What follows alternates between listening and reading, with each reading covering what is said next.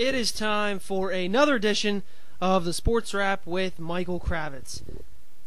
I am your host, Michael Kravetz, and on today's show we'll be talking about the Steelers' victory over the Washington Redskins in an impressive fashion, Pitt's explosion on offense against the Temple Owls, Pitt's first exhibition win, and talking about their upcoming season opener in a few weeks, and a little bit more about the NHL lockout, which is, of course, still happening at this moment.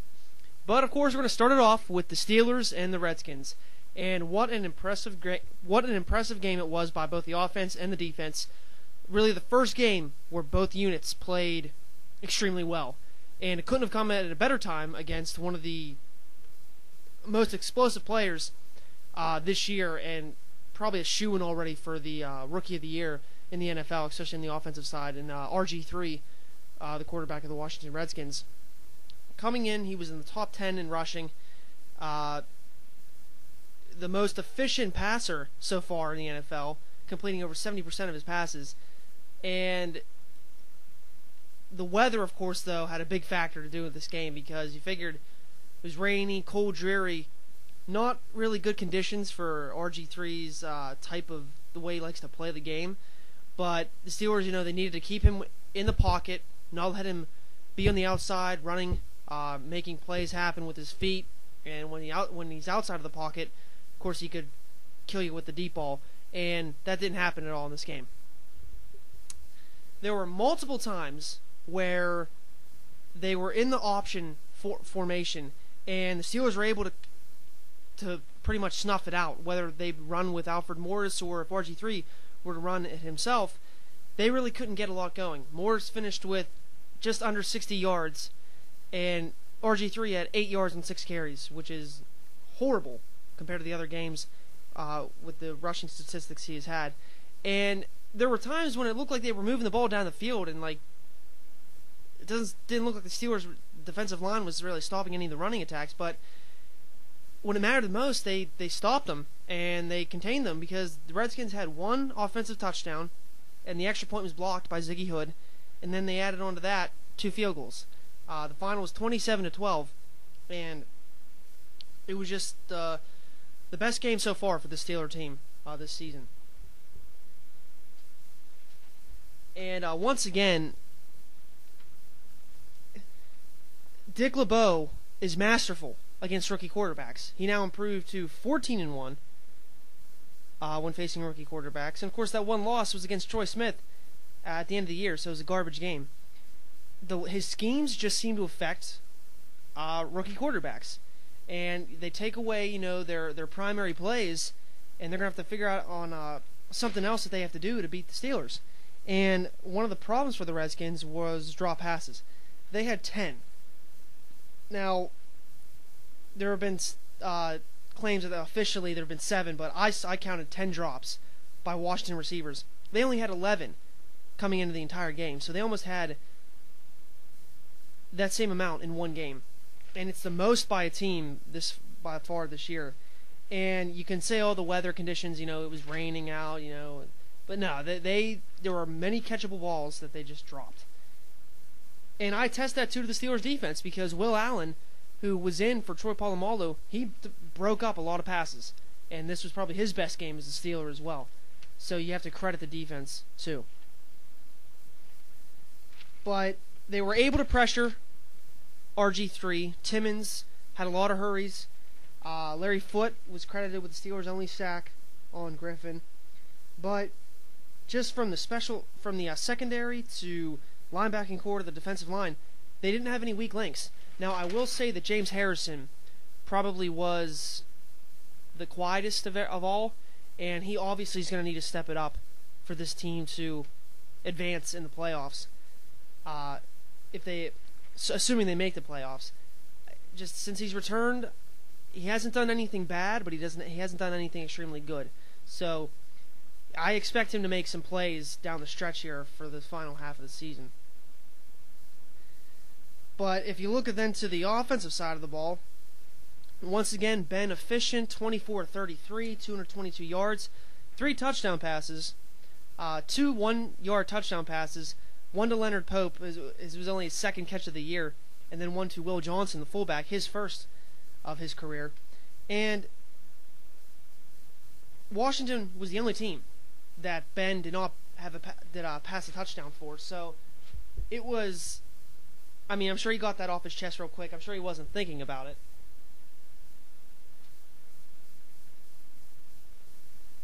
But it just goes to show you that this Steelers offense is a force to be reckoned with, because once again he found Heath Miller in the back of the end zone, and he got it around to Wallace, Brown, Sanders.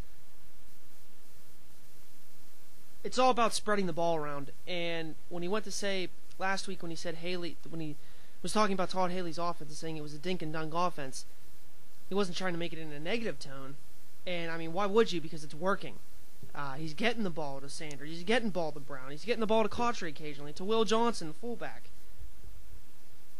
And he mixes the running backs in there as well. It's just an all-around good team performance on offense. And one of the things a lot of people were saying was that, Wallace, he should go. They should not bring him back because, he dropped all those passes last time.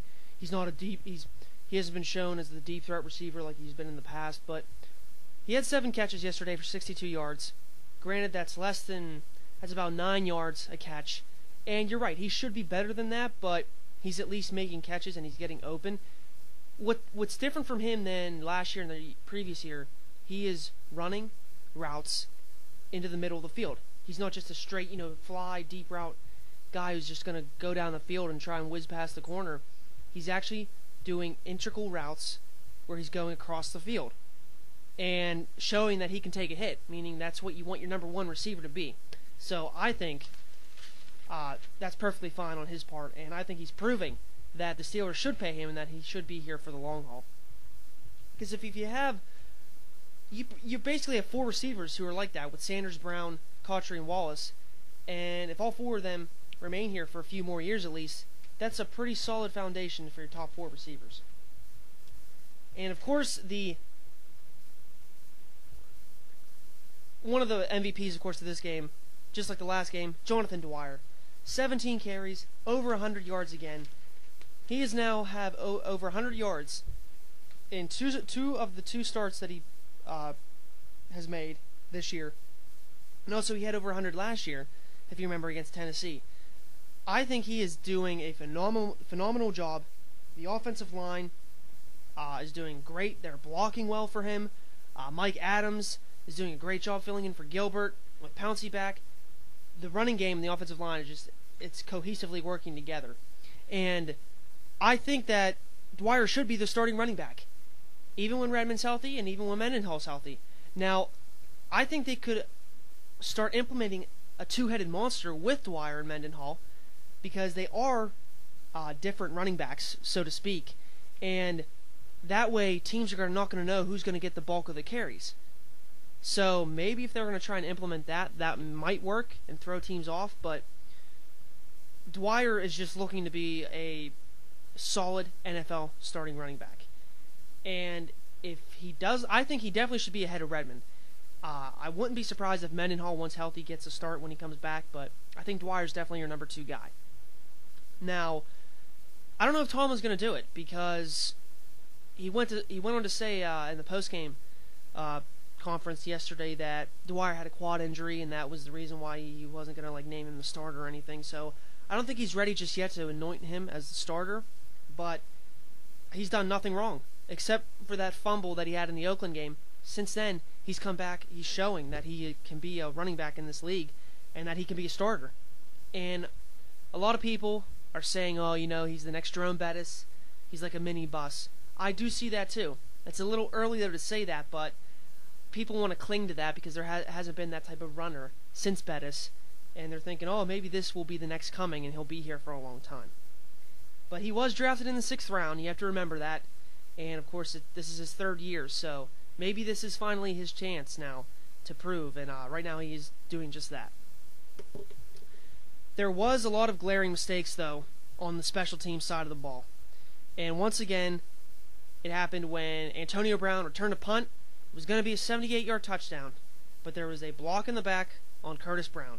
And then to add to that, Brown galloped. Oh my God! He walked backwards ran backwards into the end zone the last 10 yards. So that would have been a unsportsmanlike penalty, but it was washed out because of the block in the back.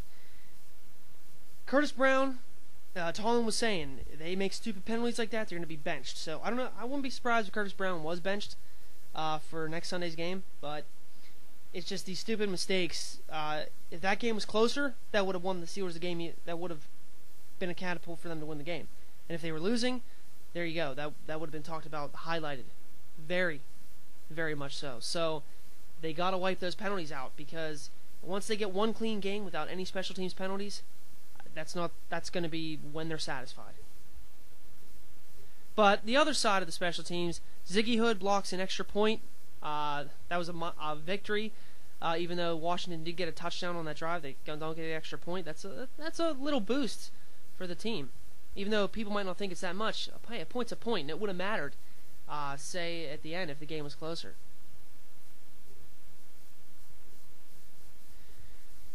And Sean Sweezum, once again, added 2 field goals. He's now 16 of 17 on the year. You can't ask anything better for that. Of course, you would want him to be perfect because of the kick against Tennessee, but let bygones be bygones. That was in the past so far this season.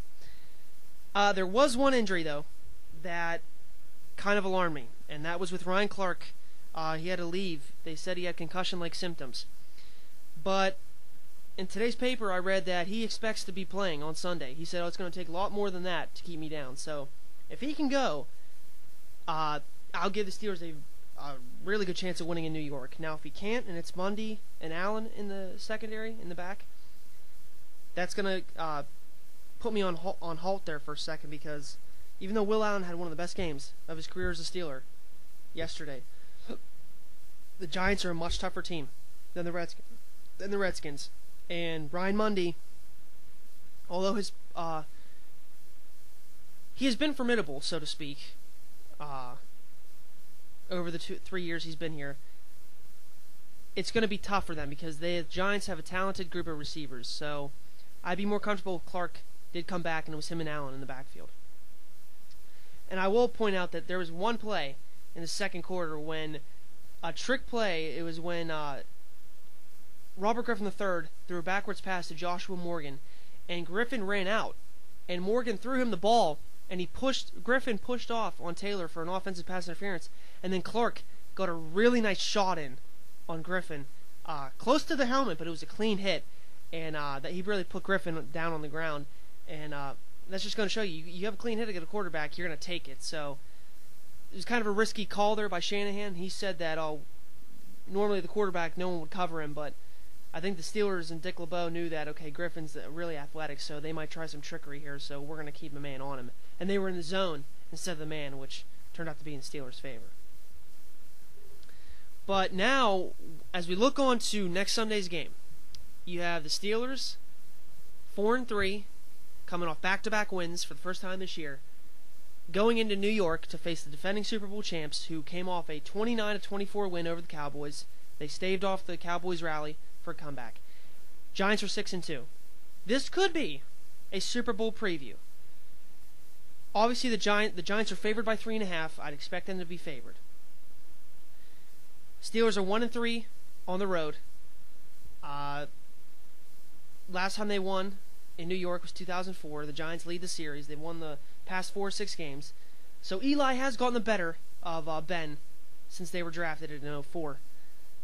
But I will give the slight edge to the Steelers. I think off the momentum that they've had with the road win in Cincinnati and now home against Washington, I think their offensive line and the running game is still going to work. And I know that the Giants' defensive line is top-notch with Jason Pierre-Paul, Umenyiora, and Tuck. But I just think that I could see the game being a shootout, and I'd give the edge to the Steelers' offense. But in the long haul, I'm going to say the Steelers are going to take this one 30-24.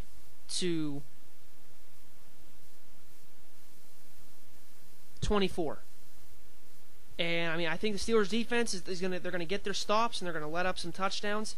But in the end, I think they're going to hold off Eli Manning. You have the 2 best quarterbacks, late game quarterbacks, fourth quarter comebacks. The 2 best quarterbacks of the 2004 draft '05 draft, and I think that it's a game. I wouldn't say a game of bragging rights, so to speak, but it'll be a tall step to say, okay, who is the best team so far, or the better teams in the AFC or the NFC, because this is two top-notch teams. And obviously, the Steelers feel like they need to win this game because they're trying to catch Baltimore, and the Giants need to win this game because they want to keep off Dallas, Philadelphia, and Washington. So it's going to be a tough game, and I know it's going to come down to the wire, but I just see the Steelers with their momentum. And even though the Giants have been on a momentum swing too, I just feel that the Steelers have a good chance of going into New York and winning.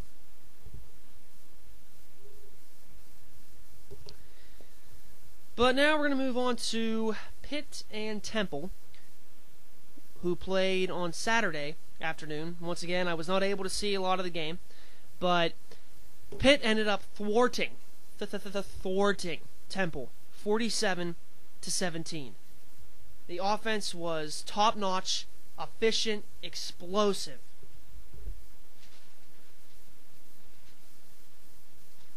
Tino Sunseri, once again, 20 of 28 for 321 yards.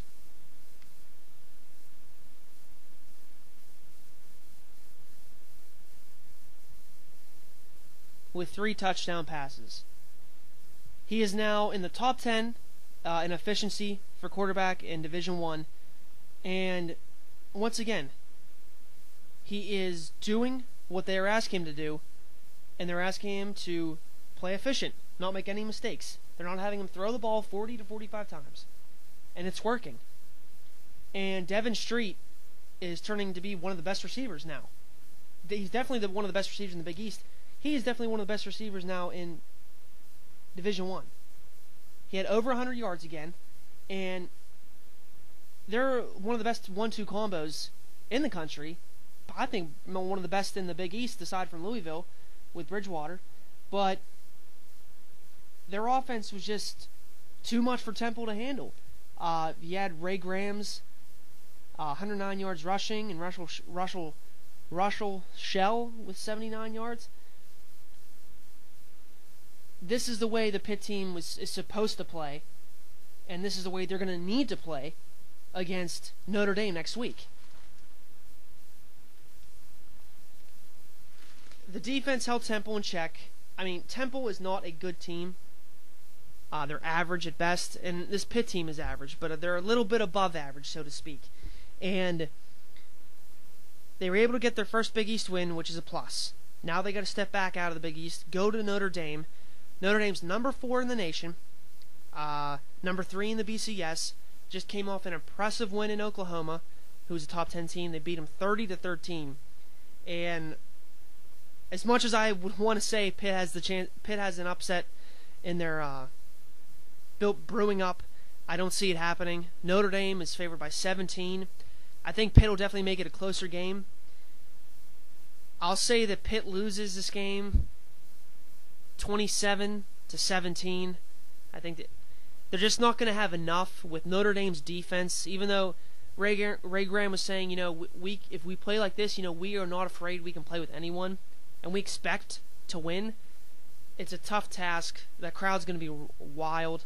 Notre Dame has a chance to play for a national title. And they're so close to being there. I can't see them faltering at home. If this was in Pitt, I may give a chance, like a really good chance for Pitt, but I just don't see it happening. I have a feeling Tino Sunseri, there are going to be some mistakes with the linebacker from Notre Dame, whose name escapes me right now, Monte Tealu, I believe his name is, but who is a Heisman candidate. It's just going to be too much. And, Notre Dame's offense is nothing to call home about, so it could be a defensive struggle, so to speak, but I just think Notre Dame is going to be poised, and primed to go for that undefeated season, and Pitt's just going to fall short. and it won't hurt them in the Big East standings, but they want to go to a bowl game, and to be 6-6, I mean, you're risking your chances. So if they lose to Notre Dame, they drop to 4-5, and they essentially have to win their last 3 games. But I just don't see it happen. I give Pitt a 10% chance of upsetting Notre Dame in South Bend, but I just don't see it happening. And now I'd like to talk about the Pitt men's basketball team, who on Friday faced IUP in their first exhibition game. They beat IUP 69-54. And now I know people are saying, oh my gosh, they only beat IUP by 15, but it's an exhibition game. They were just getting their feet wet. Trey Woodall led the team with 16 points. J.J. Moore finished with 14. And Dante Taylor was one shy away from a double-double, 9 points, 10 rebounds. This was a good game for the Pitt team. Steven Adams really didn't do a whole lot, but he was able to get some good playing minutes. And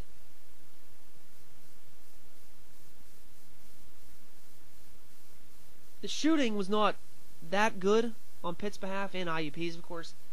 Pitt only shot 36% from the field in the first half, but they were able to get it together. Both teams shot over 50%, and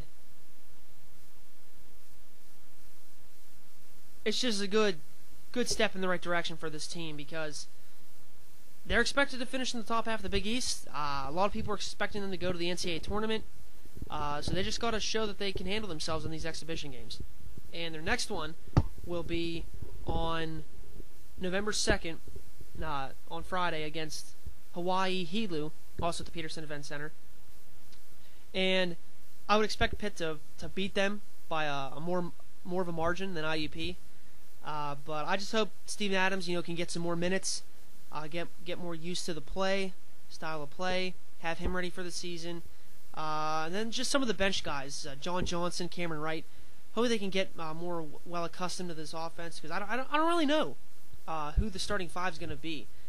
I mean, the way I see it now, you're going to have Trey Woodall, Trey Ziegler, J.J. Moore, Steven Adams, and Lamar Patterson, I think, as your 5. And with Dante Taylor coming off the bench, John Johnson, Cameron Wright, Talib Zana, I think you're going to have... Oh, and of course,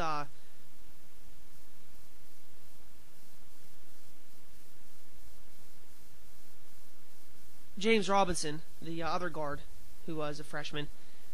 I just think they're going to have a good rotation mix. And that was something last year that they missed. They didn't have a lot of good depth.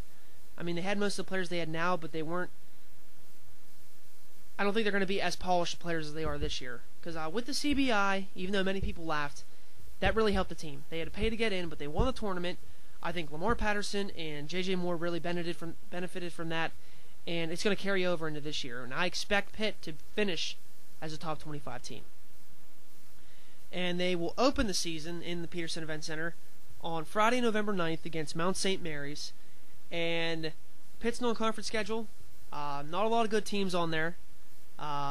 But they do have a chance. They'll be at the preseason NIT, so they'll have a chance to play a few quality teams from BCS schools, so from BCS conferences. So Pitt has a chance to finish their non-conference portion of the schedule undefeated. So we'll have to keep a close eye on that. And now we're getting to the NHL lockout, where all the games for November have been canceled. They did not sign a deal to start the season by November 2nd. And the way it's looking, I think it's set in stone now that if they can't play by January 1st, if the Winter Classic's not the starting date, then there's not going to be a season at all. And they're looking at maybe a 60-game season if they can start at January 1st. Because if they don't play that game, that's a chunk of revenue that they've lost, added on to the ones they've already lost from the regular season games being canceled. And it's just going to be a huge hit to the NHL. And some players may want to stay overseas for the remaining years. They might not want to ever come to the NHL once the seasons start back up again, whether it be in January or next year. So it's just a real problem for the NHL.